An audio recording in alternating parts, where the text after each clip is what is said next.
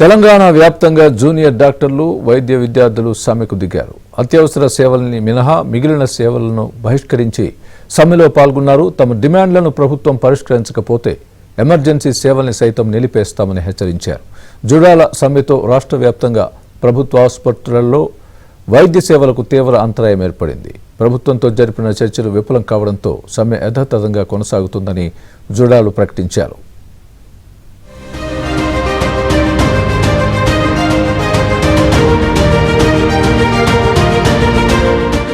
తమ డిమాండ్లను పరిష్కారం కోసం జూడాలు తెలంగాణ వ్యాప్తంగా సమ్మెకు దిగారు. తన సమస్యలను పరిష్కరించాలని 5 రోజుల క్రితం ప్రభుత్వానికి నోటీసులు ఇచ్చిన జూనియర్ డాక్టర్లు ప్రభుత్వం పట్టించుకోకపోవడంతో ఎమర్జెన్సీ సేవలను మినహా ఇతర సేవలను పూర్తిగా నిలిపివేసి సమ్మె చేస్తున్నారు.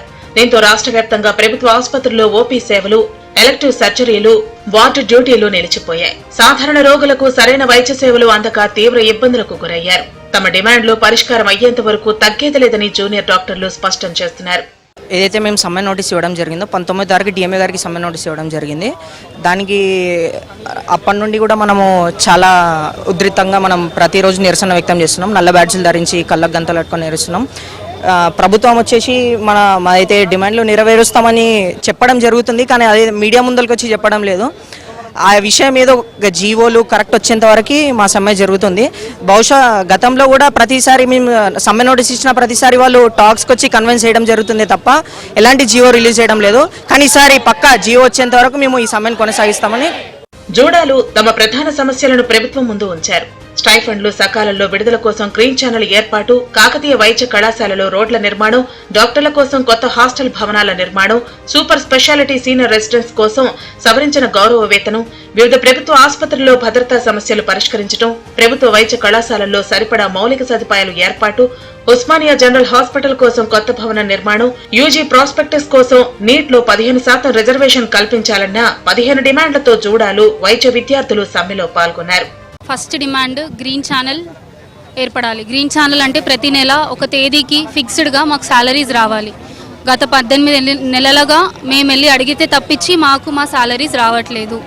సెకండ్ థింగ్, ఉస్మానియా హాస్పిటల్కి కొత్త బిల్డింగ్ కట్టాలి. ఆల్మోస్ట్ స్కూల్ పే స్టేజ్లో ఉంది. వర్షాలు పడితే నీళ్ళల్లోనే పోయి ట్రీట్మెంట్లు చేస్తున్న రోజులు ఉన్నాయి. థర్డ్ థింగ్, కేఎంసీకి మాకు రోడ్స్ కావాలి. 1 కిలోమీటర్ రోడ్ వేయడానికి మేము ఇంత స్ట్రైక్ చేయాల్సిన రోజు వచ్చింది. ఈరోజు ఇంత జరిగినా కానీ మేము అడిగితే కానీ ఏం చేసేలాగా ఎవరు లేరు. నెక్స్ట్ థింగ్ ఏంటి అంటే కొత్త హాస్టల్ కాలేజీలలో చాలా సీట్లు పెంచిండ్రు. లాస్ట్ 10 ఇయర్స్లో 8 to 10 కొత్త కాలేజెస్ వచ్చినాయి. వాటిలలో ల్యాబ్స్ రన్ అవ్వడానికి లేవు. పేరుకే కాలేజీలు, like it is a campaigning for vote bank. ఇన్ని సీట్లు మేము పెంచినాం, ఇంత మంచిగా చేస్తున్నామని. అందులో లోపల స్టూడెంట్స్ ఏం చదువుతున్నారు, వాళ్ళకి హాస్టల్స్ ఉన్నాయా లేవా, వాటికి ఏమీ ఎవరు చూసుకుంటలేరు. అడిగినా కానీ చేస్తలేరు. హాస్పిటల్కి అండ్ పోస్టింగ్, అదే వాళ్ళ హాస్పిటల్కి 5 కిలోమీటర్స్ డిస్టెన్స్ ఉన్న కాలేజీలు కూడా ఉన్నాయి. వాళ్ళకి పోస్టింగ్స్ పోవడానికి బస్సెస్ లేవు. హైదరాబాద్ లోని గాంధీ ఉస్మానియా ఆసుపత్రితో పాటు వరంగల్ ఎంజీఎంలో జూనియర్ డాక్టర్లు నిరవధిక సమ్మెకు దిగారు. తమ డిమాండ్ల పరిష్కారం కోరుతూ జూడాలు సమ్మెలో పాల్గొన్నారు. వరంగల్లో జూడాలు వైద్య విద్యార్థులు కలిసి 1500 మంది ఎంజీఎం ఆసుపత్రిలోని గాంధీ విగ్రహం దగ్గర నిరసన తెలిపారు. సమస్యలు పరిష్కరించిన తర్వాతే సమ్మె విరమిస్తామన్నారు.